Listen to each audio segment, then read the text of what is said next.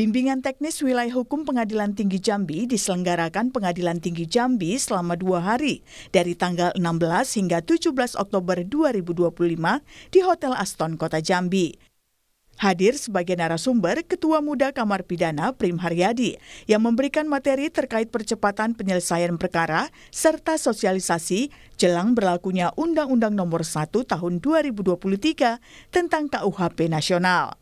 Mahkamah Agung menegaskan para hakim didorong untuk meningkatkan pemahaman substansi hukum dan menyesuaikan dengan paradigma baru dalam penegakan hukum nasional.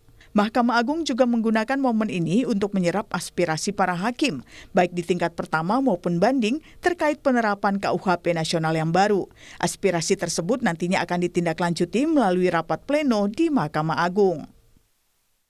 Memang banyak hal tadi yang sudah kita bicarakan yang memang memerlukan tindak lanjut daripada peraturan-peraturan terkait dengan yang ada dalam KUHP 1/2023 ini.